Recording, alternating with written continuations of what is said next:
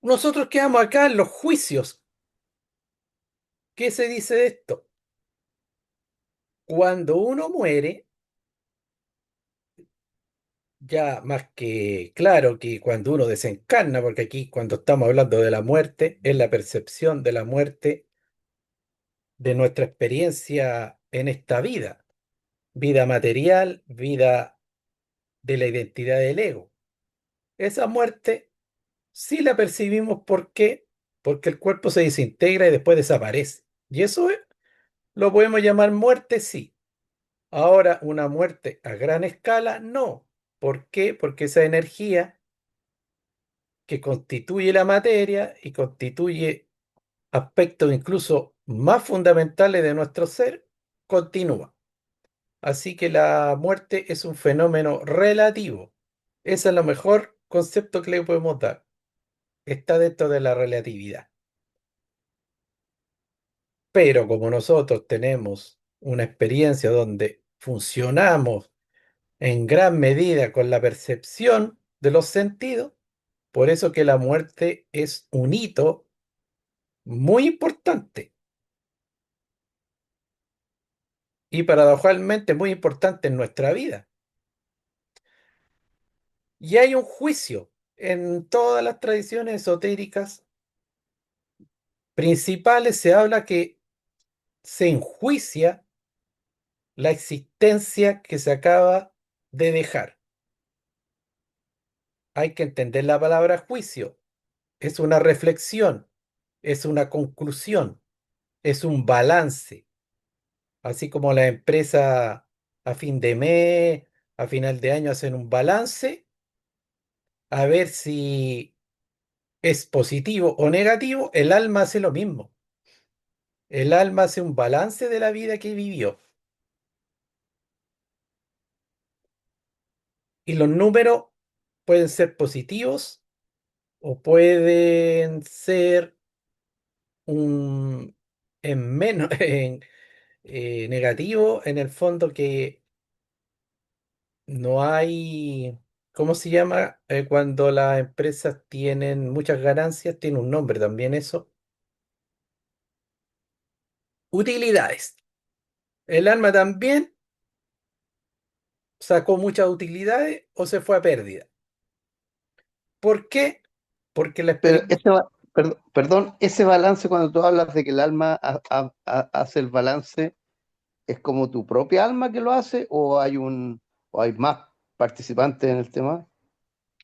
Mira, Eh, interesante porque todos esos seres que aparecen en el juicio son ¿Ya? partes de nuestro ser completo. Ya, Nuestro ser completo es un microcosmos donde tiene una serie de componentes que son idénticos al macrocosmos. Si en el macrocosmos hay jueces de la ley, hay escribas como Tot, porque la deidad Tot, egipcio que era el escriba de los cielos, que es el mismo Hermes Trismegisto, todo eso habita dentro de nosotros, porque el árbol de la vida es una representación del microcosmos y el macrocosmos, y nosotros estamos y somos eso y pertenecemos a ese macro y a ese microcosmos.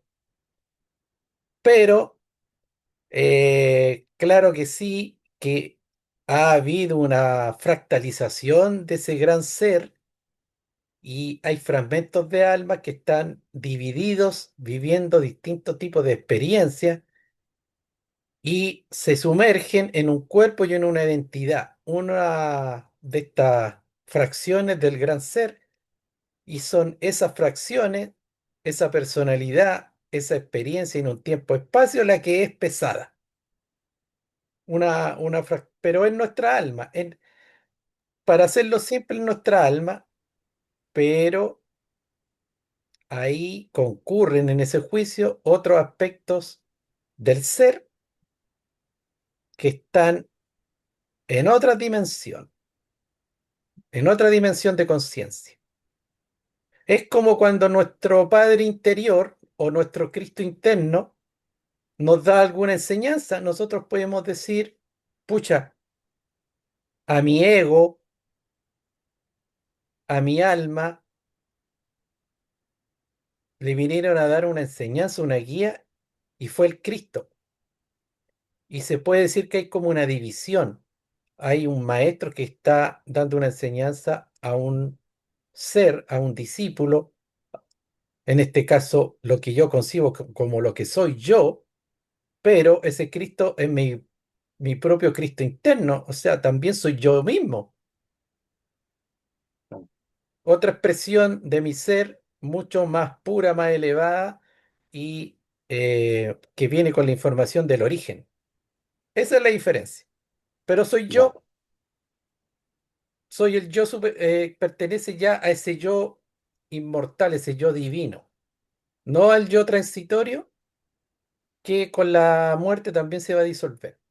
El juicio del alma tiene que ver con ese aspecto, con el yo inferior, con la identidad, con las acciones que se cometió y obviamente que también ahí hay grados de conciencia y muchos grados de inconsciencia. Y aquí dice, la vida es como una película y cuando termina la película nos llevamos para la eternidad y revivimos nuestra propia vida que acaba de pasar. Esto se dice que en pasado 3 días y medio dura ese proceso.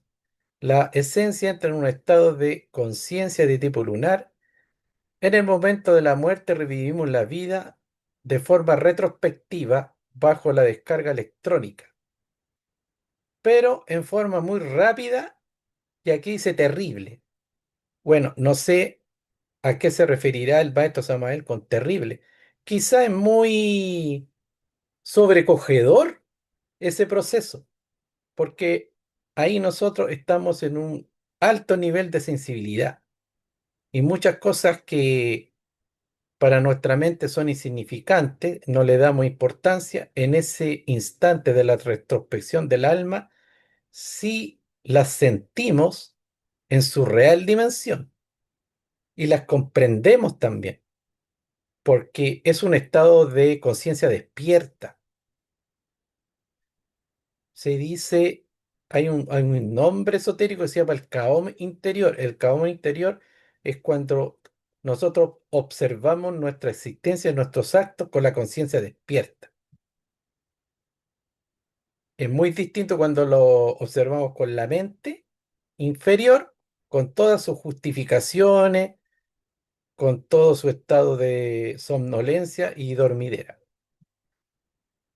Se puede pasar antes de morir, claro, con los que hacen esta retrospección antes de desencarnar. El juicio retrospectivo, eso lo hablamos, que se pueden hacer prácticas de retrospección.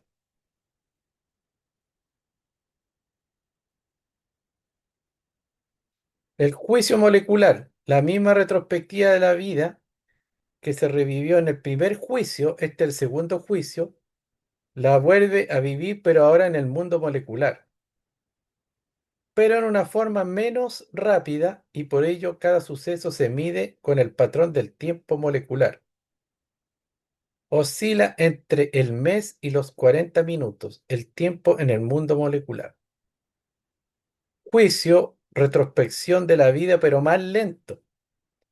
En el primer juicio, esta retrospección es rápida y en el segundo es más lenta. Tiene que revivir en el mundo astral toda la existencia que acaba de pasar, pero la revive en una forma tan natural a través del tiempo que el difunto identificado con la misma de verdad saborea cada una de las edades de la vida que terminó. Terminado el trabajo retrospectivo, es claro que tenemos plena conciencia del resultado final de la vida que acaba de pasar. Bueno, eso es lo importante que estoy diciendo. Se obtiene plena conciencia del resultado final. Es entonces y solo entonces cuando todo aquel que no esté definitivamente perdido toma la decisión de enmendar sus errores y pagar lo que debe. Pagar lo que debe se está relacionado también con el karma en el sentido de aceptar ciertas experiencias que cree que quedaron en deuda en la vida que ocurrió, ya que tuvo muchas oportunidades y esas experiencias las resolvió mal, no las supo administrar y quedaron esos conflictos ahí como verdaderos nudos del alma, donde la energía quedó bloqueada, quedó en oscuridad, no quedó en inconsciencia, no quedó en armonía y liberada por la luz de la misma conciencia. El tercer juicio, cuando el difunto ha revivido en forma retrospectiva toda la vida que acaba de pasar, entonces tiene que presentarse ante los tribunales del karma para ser juzgado. Ya, este tribunal del karma toma en cuenta buenas y malas obras para que sea un poco más profundo este tipo de conceptos. Podemos decir conciencia o inconsciencia, distorsión o armonía, transgresión o corrección, porque cuando hablamos de buenas y malas obras, eso sí que es muy relativo, porque para el yo muchas veces se determina que algo es bueno, nosotros creemos que hay muchas cosas que son buenas y otras malas, y estamos bastante equivocados, ya que el concepto viene y mal son conceptos relativos y donde entra a correr ahí el juicio moral, más que lo objetivo.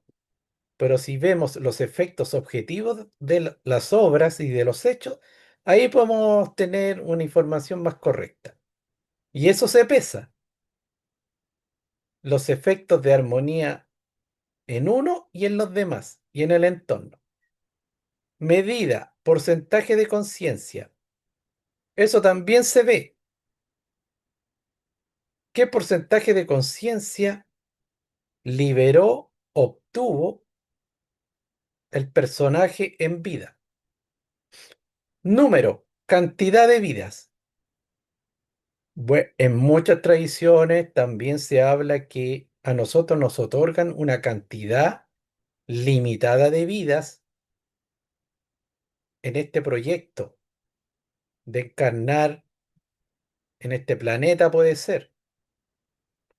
Algunos dicen que son 108 vidas. Yo he escuchado otras interpretaciones, otras enseñanzas que hablan de más vidas de 108.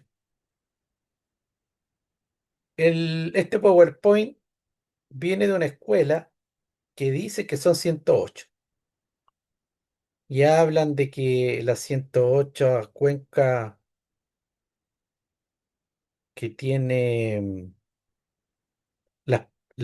el collar del Buda, ya, que corresponden a esas 108 vidas. Tribunal del Karma. Esto tiene que ver con el libro de los muertos egipcio. Hay que entender que la civilización egipcia guardaba mucho conocimiento, mucha sabiduría, de todo tipo. Una verdadera escuela iniciática. Este tribunal está regido por el gran chacal Anubis y sus 42 jueces de la justicia objetiva. Es inevitable que una vez que se ha repasado la vida, tal como sucedió, tenga que presentarse el difunto ante los tribunales de la ley, ante los señores del karma. Esto es lo que se llama presentarse ante los tribunales de Dios o de la justicia objetiva. Tales tribunales son perfectamente distintos a los de la justicia subjetiva o terrenal. En los tribunales de la justicia objetiva solo reina la verdad, la ley y la misericordia, porque es obvio que al lado de la justicia siempre está la misericordia. Aquí vemos una imagen de ese juicio que se realiza en el tribunal del karma, del difunto. Arriba aparecen muchos señores sentados que representan a los jueces de la ley, a los 42 jueces de la ley. Aquí está Tot, que es el escriba, donde él tiene escrito todas las acciones, todos los actos que realizó el alma en vida. Y aquí al lado de él hay un ser bastante temeroso, o sea, da miedo, porque también se le denomina como un demonio que es el que devora las fracciones de alma que no fueron liberadas en vida y que quedaron atrapados por grandes defectos de nosotros.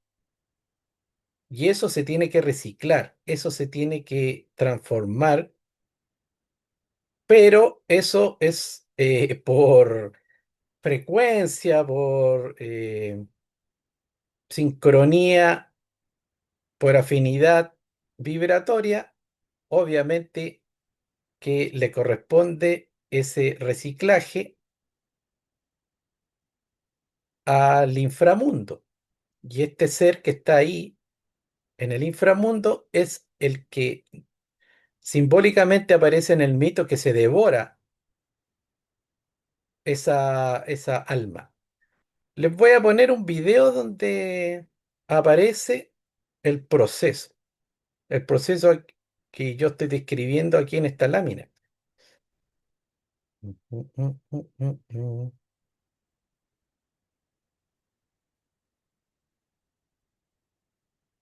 Voy a dejar de compartir esto y vamos a compartir.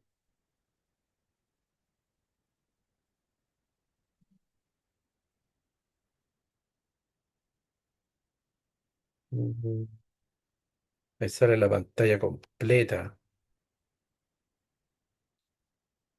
Esperen un poco. Saludos. Hoy tú y yo, si es tu deseo, nos vamos. Esperen un poco.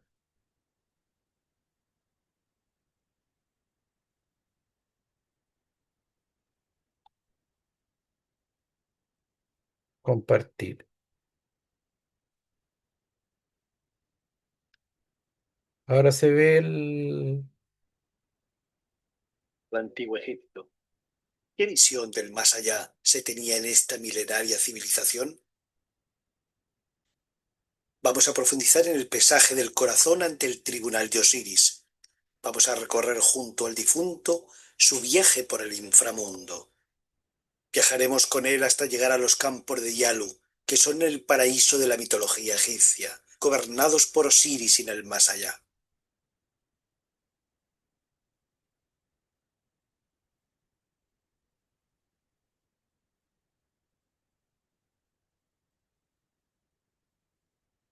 El difunto va vestido de blanco y no está solo. Va acompañado de Anubis, el de cabeza de chacal y cuerpo de hombre, que lleva en su mano izquierda la cruz Ankh, cruz de la vida y de la resurrección, que representa el triunfo sobre la muerte. Anubis lleva con su mano derecha el difunto a la gran sala, donde tendrá lugar el juicio del alma, y donde se encuentra la balanza de Maat. Maat, el orden cósmico, la justicia universal y equilibrio, la de la pluma. El difunto acude a su juicio presidido por Osiris, que se convierte en juez de los muertos. También participan 42 jueces del inframundo. Es su gran prueba ante el tribunal. La balanza está lista. En uno de sus platillos se coloca el corazón y en el otro platillo se pone la pluma de Maat. El difunto tiene que hacer su confesión ante los jueces. Pronuncia una plegaria rogando que su corazón no declare en su contra. Y luego declara: no he cometido maldad contra los hombres. No he matado. No he causado dolor a nadie. No hice lo que era abominable a los dioses. No hice padecer hambre. No di orden de matar. No empobrecí a un hombre en sus bienes. No fui pederasta. No hice trampas con las tierras. Y así continuaba su larga lista de noes. Luego repetía: soy puro, soy puro, soy puro. soy puro. El difunto saluda a los jueces presentes y dice que conoce sus nombres. Luego alaba sus cualidades y méritos y pide su salvación y protección. Más tarde el difunto se dirige hacia Osiris y pide su amparo, y los jueces procederán a hacerle una serie de preguntas. El chacal justo, Anubis, pesa sus acciones en el juicio, pesa su corazón. Tot y Anubis consultan la balanza. Anubis levanta su brazo hacia el fiel de la balanza para comprobar el peso de los platillos. Mientras tanto, Tot, el ibis sabio, ejerce de escriba de los hechos, toma nota de todo, apunta el veredicto y declara la inocencia o la culpabilidad. El difunto espera su victoria, la resurrección o su condena.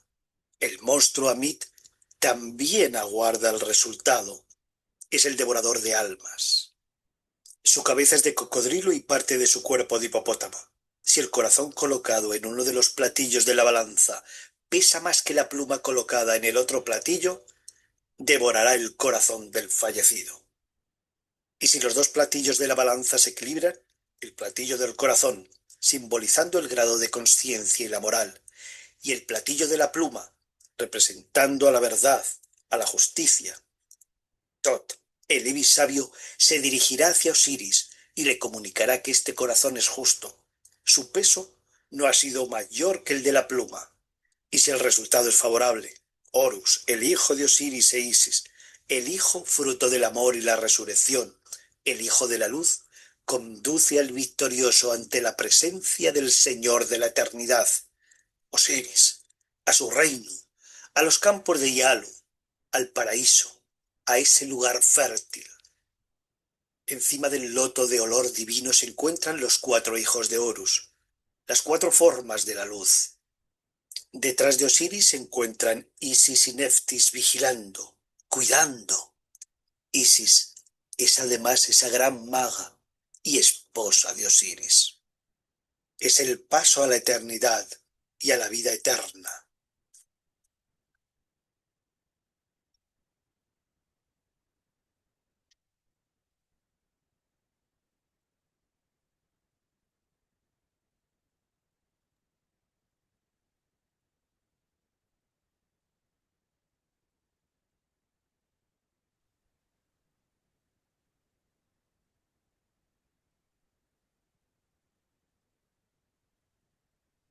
Bueno, ese era el video. ¿Tienen alguna consulta sobre lo que se vio ahí? Osiris jugaba dos papeles, ¿cierto? Como que el que se sentaba como juez y el mismo que lo llevaba. No, el que lo llevaba al principio era Anubis.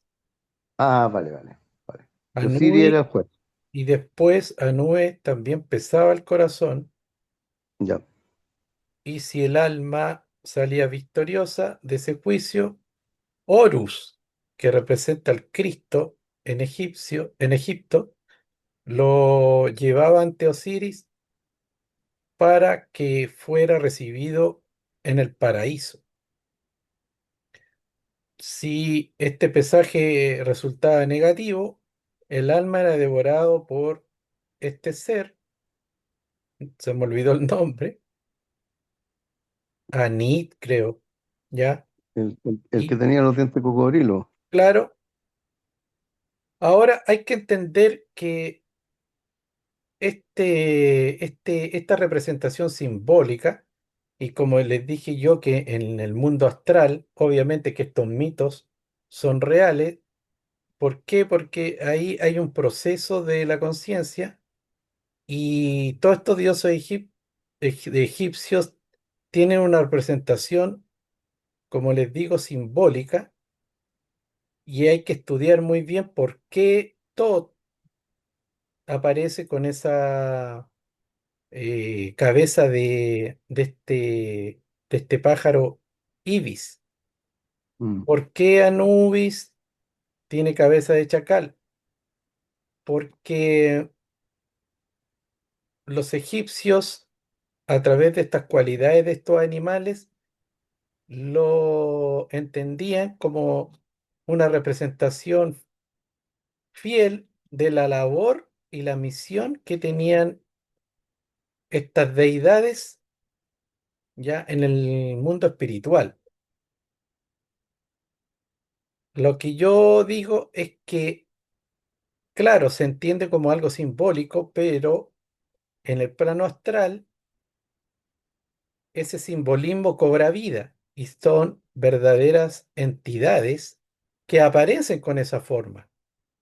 Cuando se expresan, cuando actúan de acuerdo a la cultura también, a la tradición, al linaje, aparecen con esta forma. Seguramente en otras culturas pueden ser asiáticas, donde están también las funciones de estos seres, o son otros seres con otra forma, quizá en el plano astral de los que pertenecen a estos contextos les aparezcan con la forma de la tradición espiritual donde ellos fueron educados.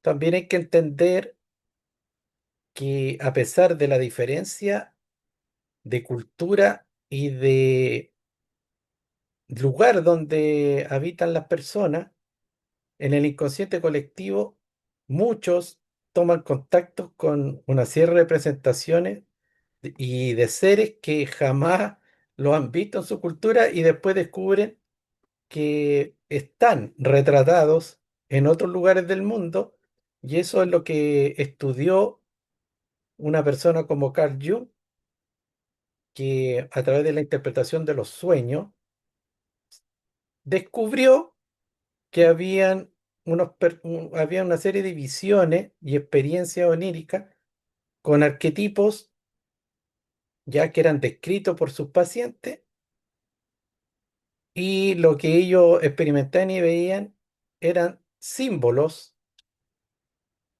que correspondían a otros tiempos y a otros lugares, no en el contexto que residían estos pacientes.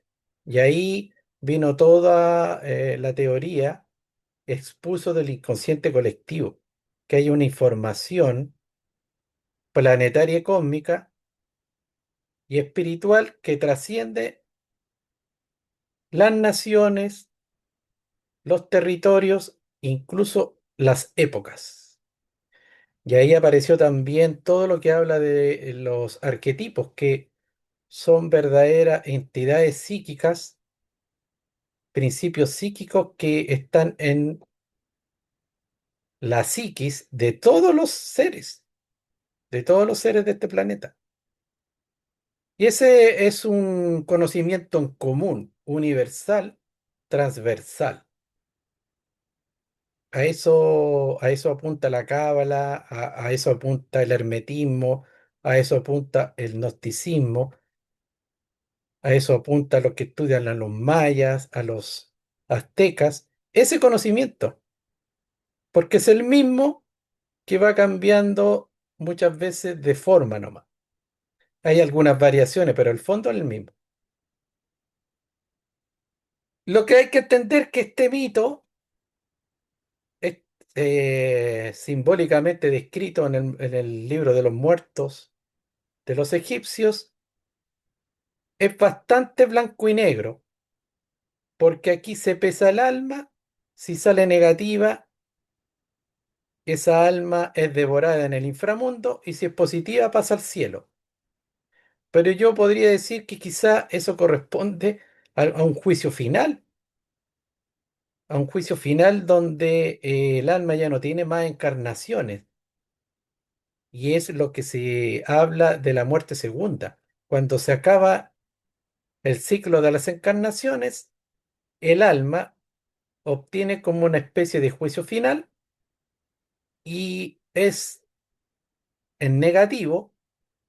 Si el juicio sale negativo, es enviada a ser depurada y reciclada y digerida en el inframundo, porque esta persona se puede decir que tuvo un balance negativo en todas sus existencias. Pero increíblemente hay que entender que ese inframundo no es completamente malo, uno no lo puede ver como un castigo eterno, sino que es una depuración. Esa alma igual, esa energía tiene que ser depurada para empezar nuevos ciclos, ya sea en el mismo planeta o en otro planeta o en otro sistema. Solo que salió repitente en el plan, en la escuela que le tocó vivir. Ahora, El alma porra. claro, ahora, si esta persona despertó mucha conciencia, se liberó, trascendió y el corazón no pesaba más que la pluma, obviamente que ascendía a las dimensiones superiores donde reina más armonía, conciencia y luz. Ahora, a lo que yo voy, que eso es bastante radical porque es un sí, aparece en el relato como todo o nada, pero nosotros tenemos muchas vidas y muchas oportunidades y hay matices. ¿Cuál sería ese matiz?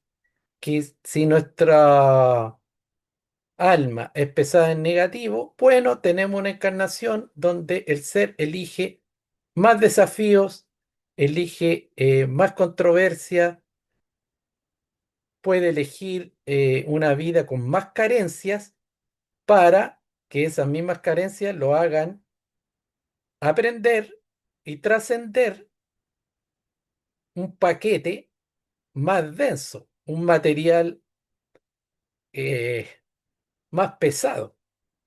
Y si, y si a lo mejor esa alma salió en positivo en ese balance, esa alma tiene otra nueva existencia más apegada al Dharma. El Dharma es su misión.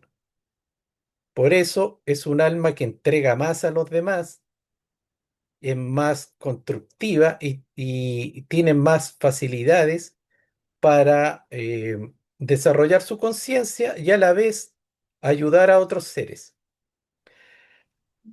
¿Qué dicen algunos Eh, sabios con respecto a esto? Que también hay más matices al respecto. Hay unos seres que, a pesar de que su alma está mucho más en un balance positivo y está bastante exaltada en las virtudes del ser, en las cualidades reales del ser, muchas veces igual elige una vida con una serie de controversias, ¿ya?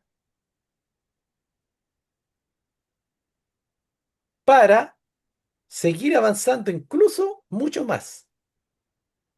Eso ya depende de la libertad de conciencia del ser, del yo divino de esa alma. Por eso que, per- por eso que también aquí hay ciertos factores relativos dentro de esto, para no hacer un dogma tan rígido. Perdón, Miguel, en el video ese que compartiste la otra vez, que estaba buenísimo, de Wilcock, Wilcock es el tipo. Claro, El Volkov, tipo me llamó mucho. Volkov, Ah, Volkov, sí, Wolkoff. Me llamó mucho la atención eso, lo que plantea él cuando dice que cuando que dice que somos como adictos al juego de la vida, dice que la vida es un juego y que nos hacemos como adictos al juego porque nos gusta jugar, y ¿m? dice que la vida entera significan como 2 horas de juego en el plano astral. Claro, Y lo otro que dice que me llamó mucho la atención, que dice que los jugadores más avesados son los que eligen esas etapas donde hay más sufrimiento y peor vivir. Dice que está solo hecho para los jugadores profesionales. ¿Lo menciona así? claro. Lo que yo podría decir es que la tradición clásica, porque ahora están saliendo una serie de interpretaciones Claro. más modernas, como lo que dice estas personas, que también son considerados por algunos como falsos profetas, porque le están dando otro significado a las enseñanzas tradicionales de las escuelas espirituales. Las escuelas espirituales antiguas, incluso se nota en el texto que yo estoy leyendo, que tiene como un lenguaje de otra época, se dice Sí, que cuando el ser está más cargado de defectos, de transgresiones. Ese ser tiene una vida más difícil porque tiene que pagar más, porque tiene que aprender más. Es como que repite el curso, entonces tiene que Claro, pasar muchas veces desde cero de nuevo y se le hace pesado porque él mismo fue, como dijiste tú, el porro. Y el porro claro, tiene ahí la misión de repetir.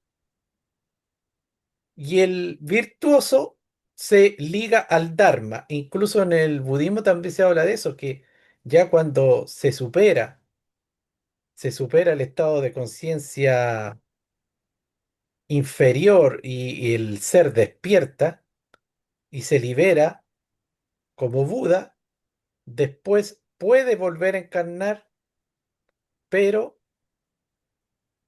en Dharma, en dar una enseñanza, en ayudar a su semejante. Es como una especie de sacrificio consciente, un servicio a la humanidad, y se hace por amor a la humanidad. No se hace de manera mecánica para aprender todo lo que le falta, porque esa alma ya logró un grado de maestría importante donde ya se liberó de la rueda de las encarnaciones. Por lo mismo, si vuelve a tomar cuerpo, es absolutamente en Dharma. Y Dharma es la misión del ser. Y acepta y elige una misión de ayudar a los otros seres a despertar y a través de su ejemplo, de su enseñanza, seguir el camino de ascensión. Esa es la diferencia. Pero yo creo que sí hay matices como lo dice Wolkoff, que hay espacio para que haya una cierta relatividad. Y hay almas que eligen una vida con mucha resistencia, con mucho mal. E incluso la palabra mal está bien utilizada porque el mal tiene una función. El mal tiene una función de corrección y la función de despertar y de poner en actividad al alma. Por eso que hay muchos seres que eligen una vida donde le ocurren muchas cosas, entre comillas, malas y negativas, pero esos seres, si es que aprenden de esa experiencia, obviamente que se convierten en seres mucho más sabios, más fuertes, más inteligentes y su evolución se acelera. Eso es claro. absolutamente cierto y ese es la función pedagógica del mal.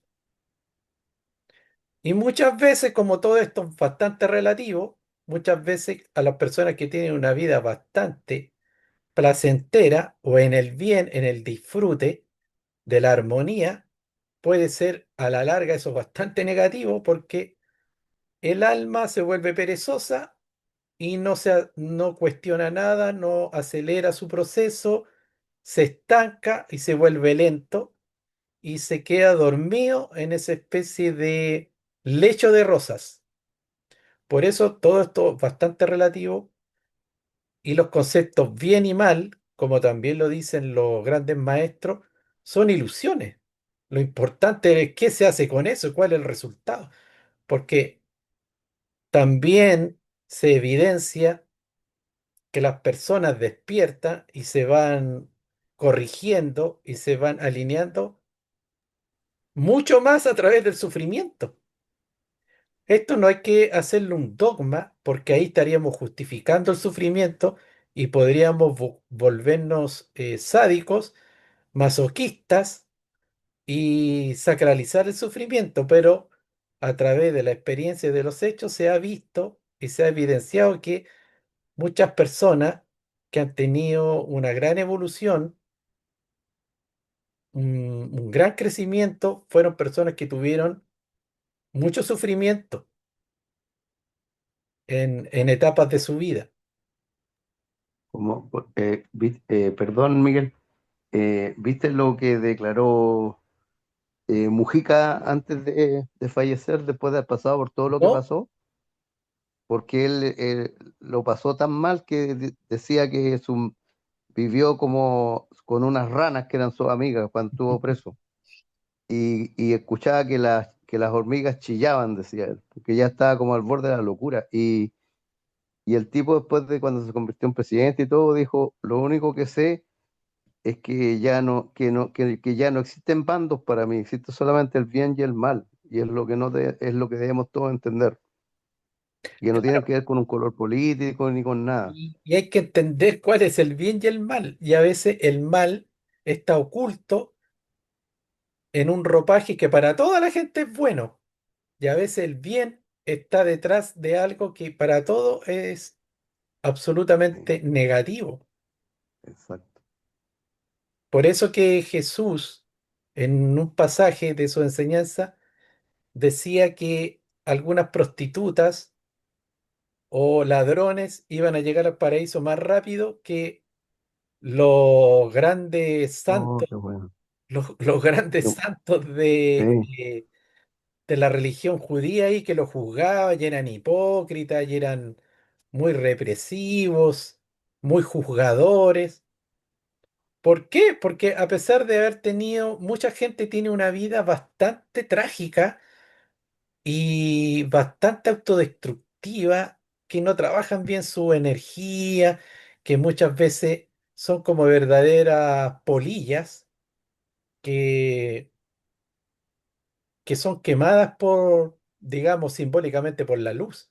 Son como kamikazes y sufren mucho, son muy sensibles, les tocan vivir una serie de experiencias, pero en el interior de ellos son seres mucho más puros, mucho más puros que otros seres que tienen una apariencia y un exterior bastante virtuoso para todo el mundo, grandes intelectuales, sabios, guías de religiones, pero que internamente son mucho más malvados.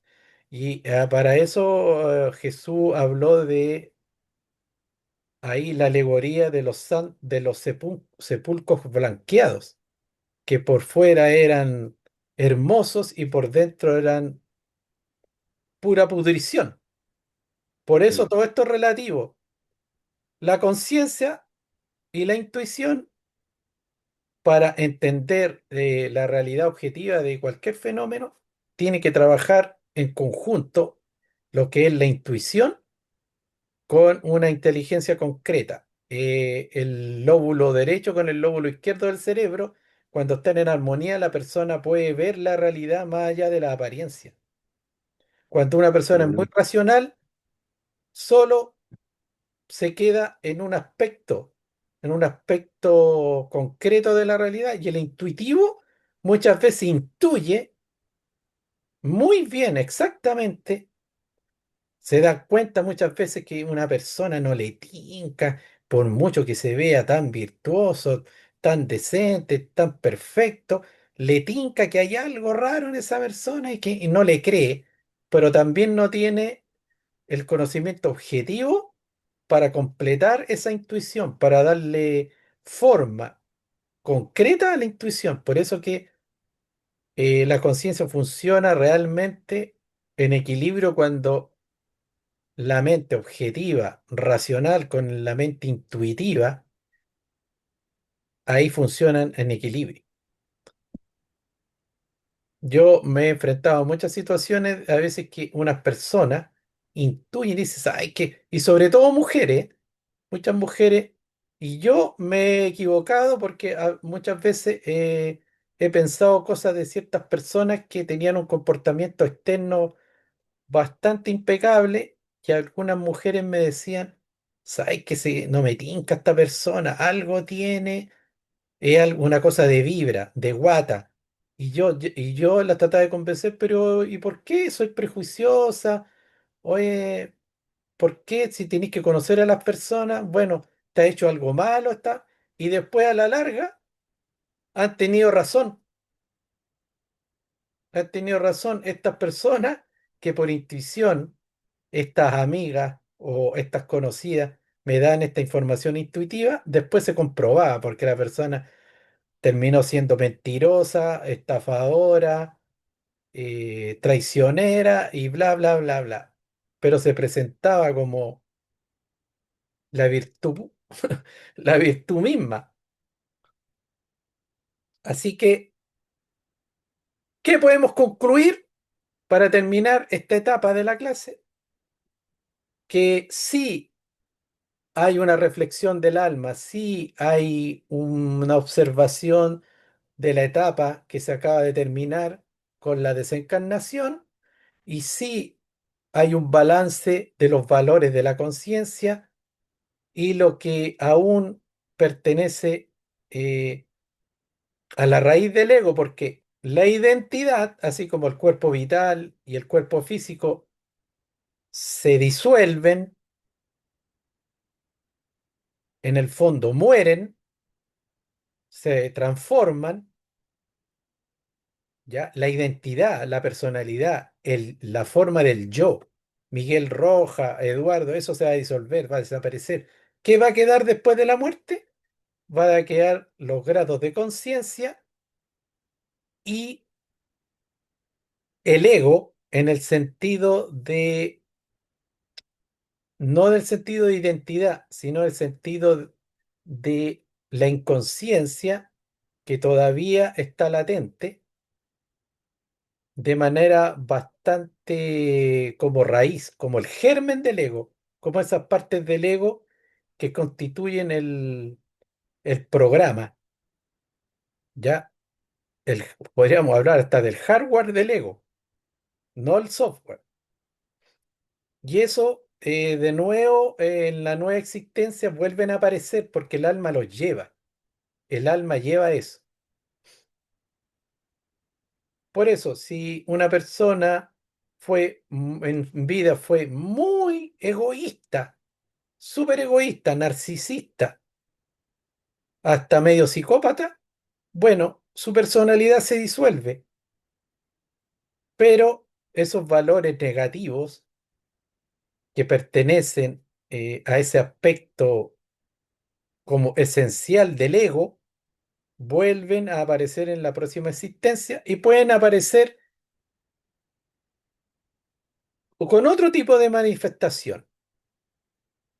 Si una persona fue egoísta en los negocios, estafaba a personas, era usurero, ya ese egoísmo puede aparecer de otra manera en otra existencia, no, no tiene que ser perfectamente igual como se manifestaba con el personaje que acaba de pasar en la vida pasada.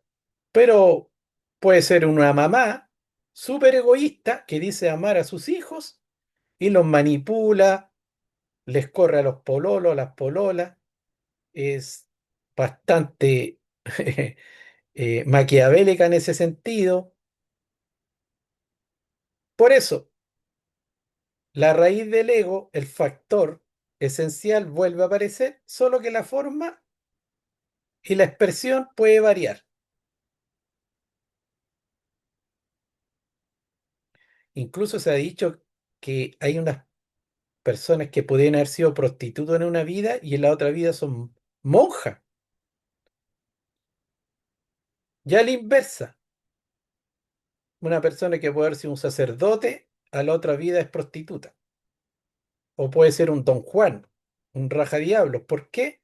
Porque todo lo que se reprimió, lo que no entendió, lo que no vivió en armonía, en equilibrio, lo que no expresó y canalizó de manera normal, natural y sana, estaba totalmente contenido por una personalidad y por un ego que consideraba que todo eso era negativo y que consideraba falsamente y equivocadamente lo que era el camino de la virtud. Como esa esencia, o sea, como esa personalidad se disuelve y esa alma ya se libera de ese personaje, después en otro personaje, eso que no estaba bien canalizado, que estaba en conflicto, en inconsciencia, en distorsión, aparece, pero puede expresarse de una manera totalmente diferente.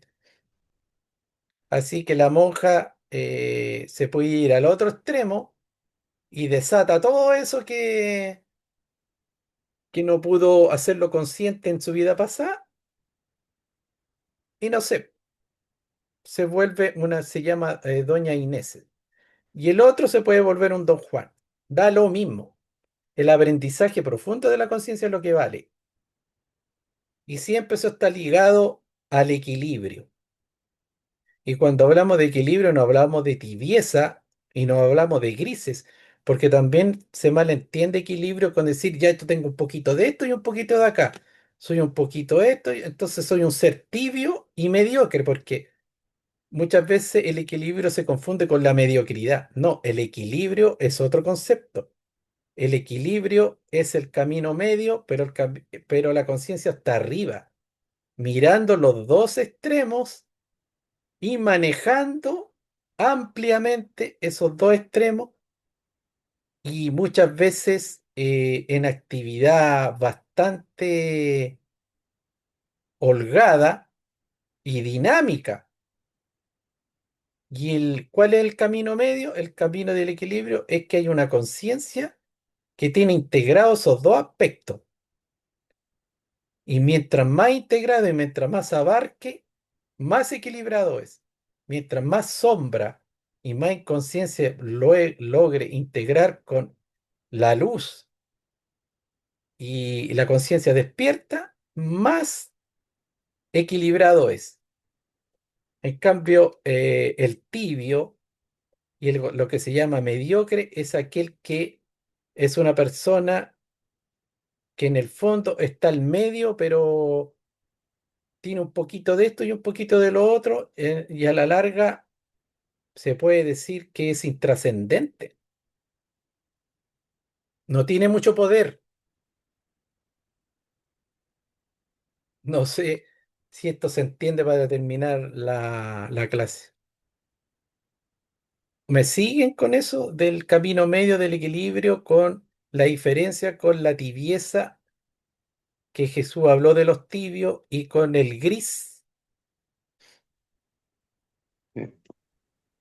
El tío era hasta como el ni chicha ni limonada. Claro, el ni chicha ni limonada no es la persona equilibrada. Hay que hacer una diferencia.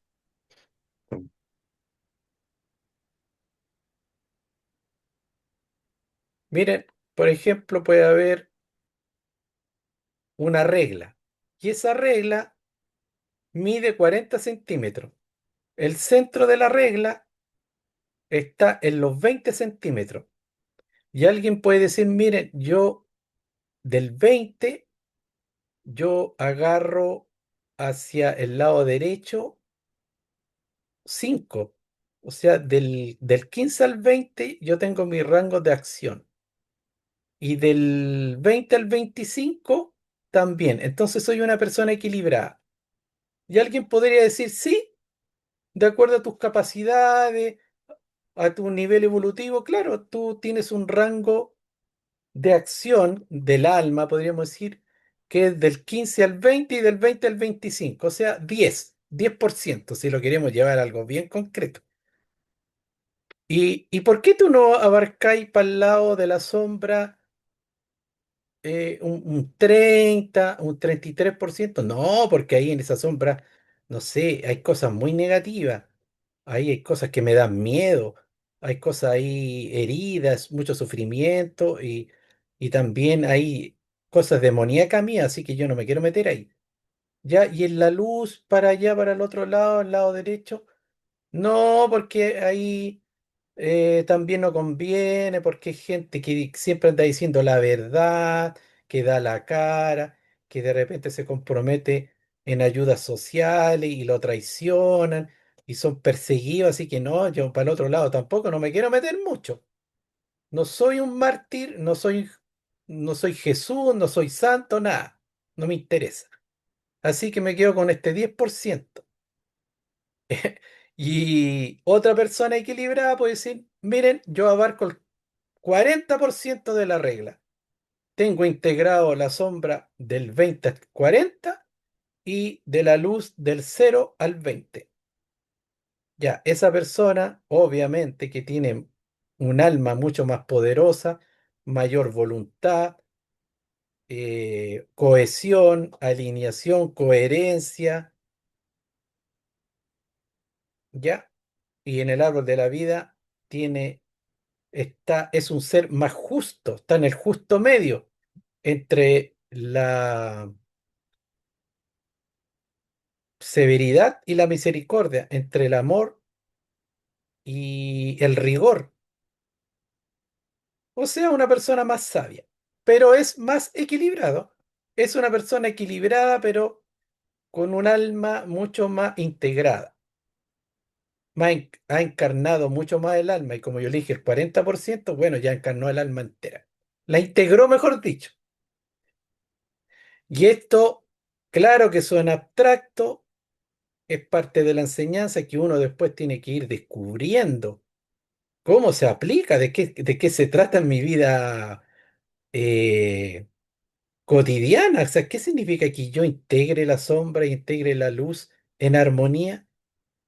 Bueno, esos son temas que ya lo hemos tratado en otras clases, están grabadas en el YouTube. Pero obviamente que el camino de ir integrando la enseñanza, irlas entendiendo y más encima practicándola, que eso, como digo, se integre, se encarne de verdad, claro que es el trabajo, el camino y una constante búsqueda de información y de estudio constante. Porque a pesar de que, por ejemplo, yo les digo, yo he estudiado estos temas, claro, hay que integrar la sombra, tengo mi ejemplo, tengo mis explicaciones. No quiere decir que en la vida muchas veces uno no entienda cómo integrar la sombra con la luz en uno mismo para que eso esté en armonía. Muchas cosas que uno está en sombra, que son conflictivas y que nos juegan muchas veces en contra porque no es una sombra eh, que ha sido iluminada por la conciencia, no se entendió la raíz, la energía que está contenida ahí y que se debe ser canalizada bien, no sé, todavía no se ha entendido y por eso es que todavía está en conflicto. Y todos tenemos de repente esos desafíos de ir entendiendo cada vez más e integrando eso, porque no es fácil.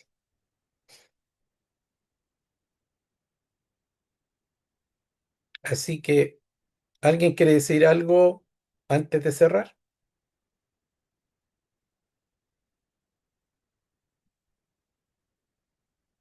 Por último, se despiden. Sí, no, estuvo buenísimo todo. Gracias. Bueno, Siempre quedo pensando ahí.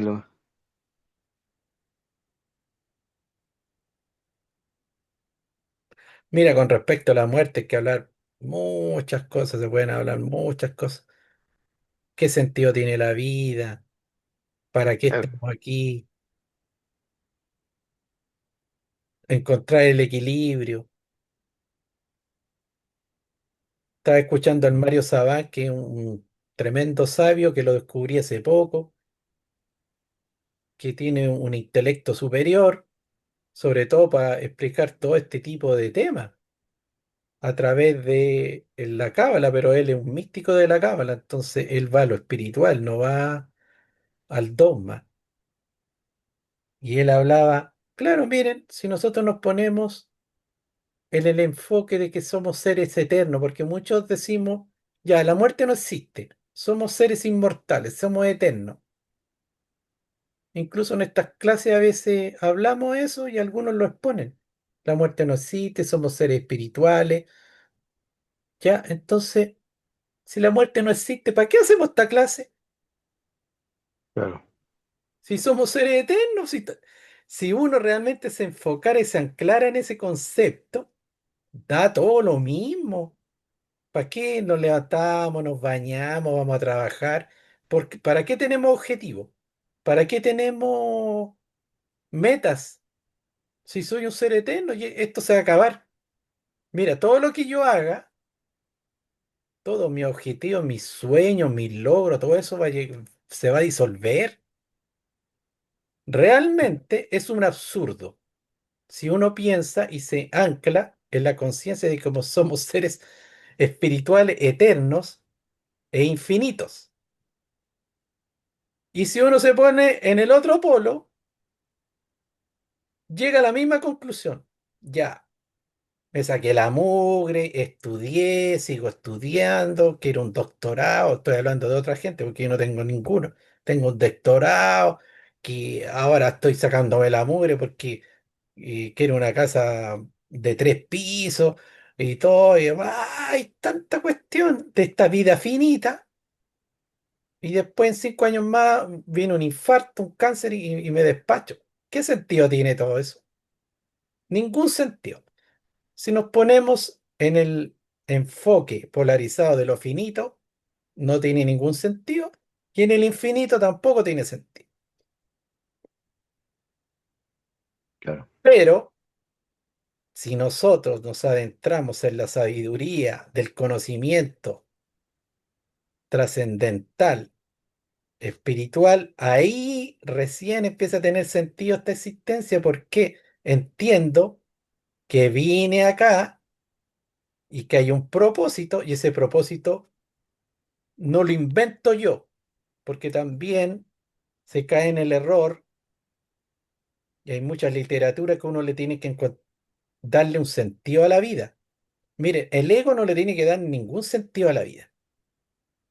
Claro que el ego le da sentido, como lo que yo describí, la profesión, eh, la condición económica, la pareja, la familia feliz, todo eso, claro que son sentidos que el ego le da a la existencia porque no puede vivir sin sentido, o sea, nadie puede vivir en el sinsentido.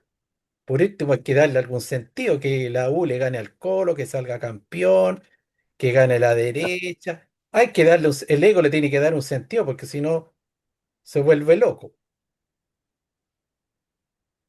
Pero ese sentido existe y lo trae el alma. El alma viene con un sentido, el alma viene con una misión.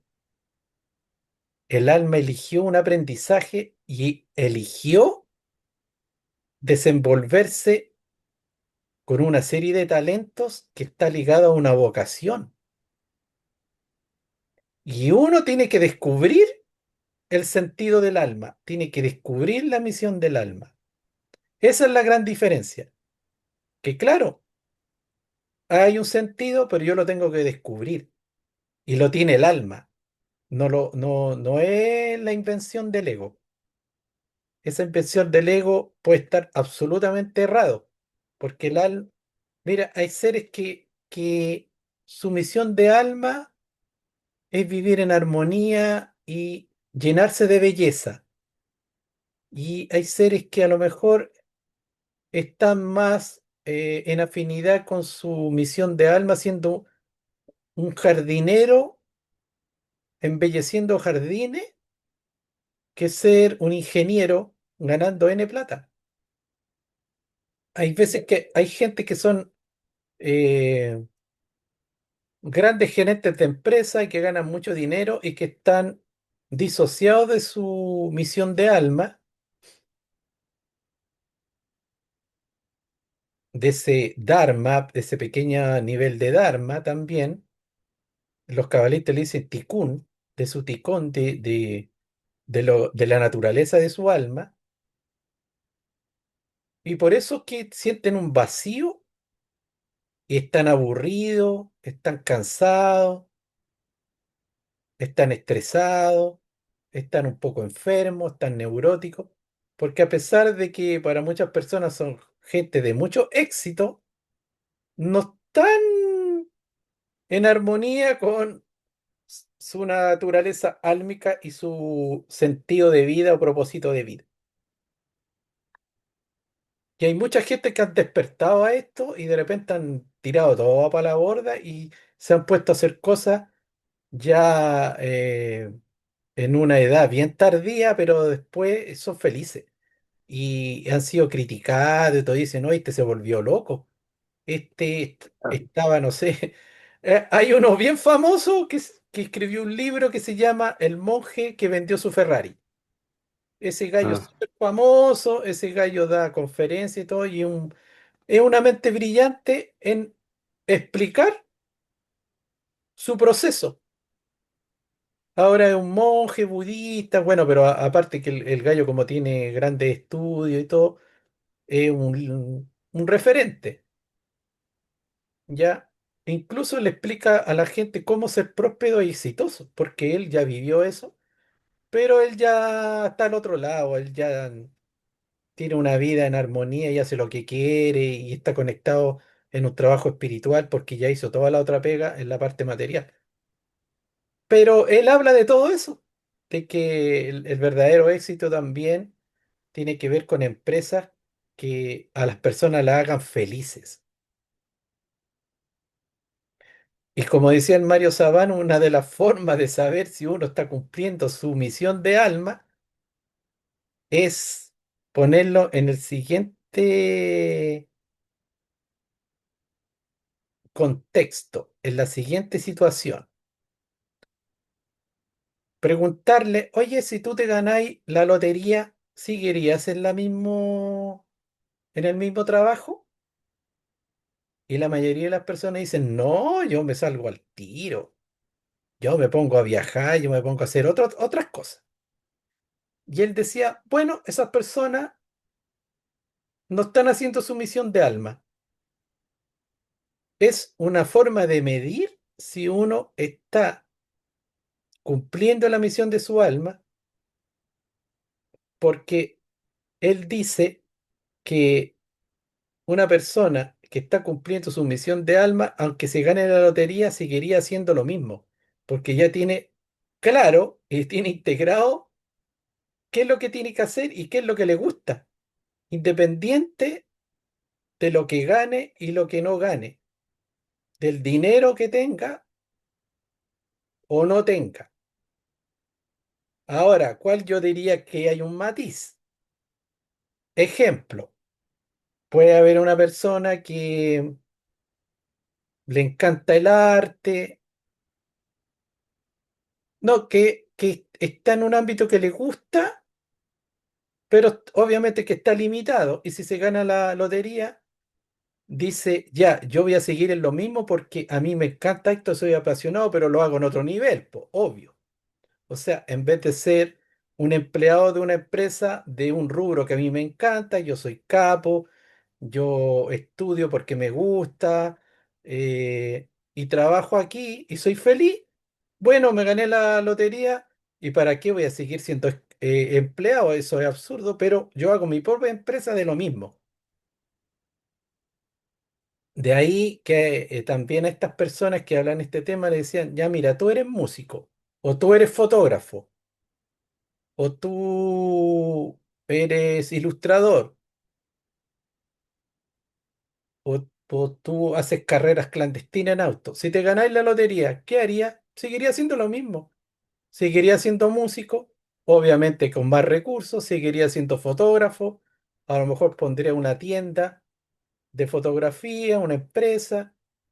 Los que están en las carreras clandestinas, a lo mejor se pondrían a competir ya en una categoría oficial, serían pilotos ya de una categoría, como les digo, de las ligas, pero seguirían en lo mismo porque ya entendieron la naturaleza de su alma y están felices y en armonía con eso.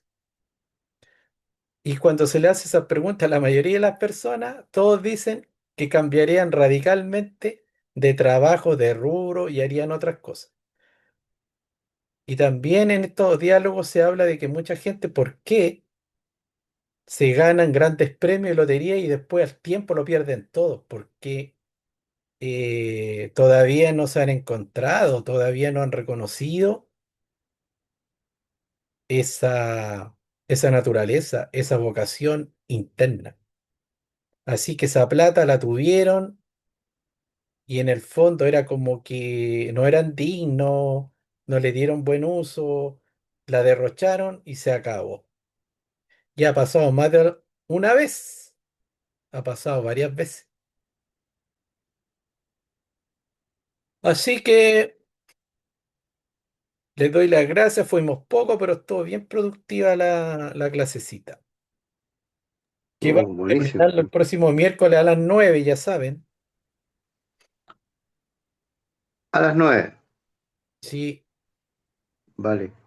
para que tengan tiempo de ir a comprar engañitos, Ok.